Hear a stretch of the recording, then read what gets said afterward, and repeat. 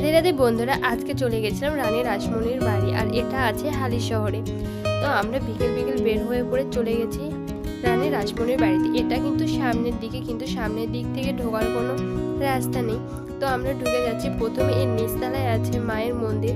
এখানে হচ্ছে চিত্রপটের মাধ্যমে ভগবানকে বোঝানো হয়েছে। এরপরে আমরা পিছন দিকে চলে যাচ্ছি। পিছন দিকে সিঁড়ি আছে উপরে যাওয়ার জন্য। আর এই একটা ঘর আছে, এখানে যজ্ঞকুণ্ড আছে। আর এই দেখুন একটা কলা গাছ, গাছটা কলার ভারে একদম পুড়ে যাচ্ছে। আর এই যে হচ্ছে মন্দিরের চূড়া। তো আমরা উপরে উঠে গেছি। এখন সামনের দিকতে যাওয়ার জন্য মন্দিরটাকে ঘুরে যেতে হয়। আর যাওয়ার সময় হাতের ডান দিকেই পড়বে হচ্ছে বাবা ভোলানাথের মন্দির। তো এখানে আমরা প্রণাম করে নিয়েছি, এখন চলে যাচ্ছি। আর এই যে কিন্তু গঙ্গা, একদম গঙ্গার পাড় ঘেঁষেই কিন্তু এই রানী রাসমণির বাড়ি। তো এখন আমরা মাকে দর্শন করতে চলে যাচ্ছি। এই যে হচ্ছে মা, সত্যি মায়ের মুখ দেখলে একদম প্রাণ মন সব জুড়িয়ে যায়। এখানে রাধা গোবিন্দ, দুর্গা মা, জগন্নাথ, গৌরনিতাই সব ভগবানরা আছে।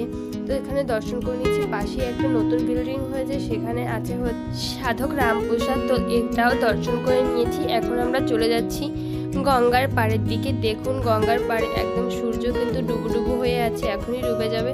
এখনই দেখতে পেলাম যে এখানে একটা নিরামিষ ফুচকার দোকান। আর ফুচকা দেখলে তো সত্যি জিভে জল চলে আসে, আরও যদি হয় নিরামিষ।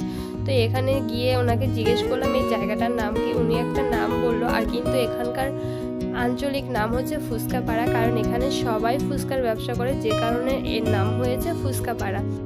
এরপর সেই আলুটা মেখে দিচ্ছি। এর মধ্যে বাদাম, ছোলা, মটর, শুকনো লঙ্কা সব কিছু দিয়ে উনি মেখে দিয়েছে। আর ফুচকাটাও কিন্তু খুবই ভালো ছিল।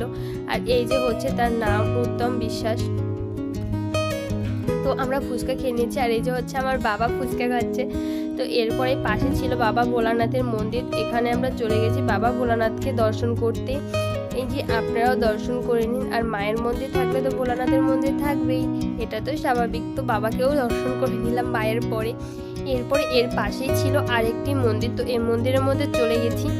গিয়ে দেখতে পেলাম যে প্রথমেই আছে হচ্ছে পঞ্চমুখী হনুমানজি। এরপরেই ছিল রাম, লক্ষ্মণ আর হচ্ছে মাতা সীতা। এনাদের দর্শন করে নিয়েছি।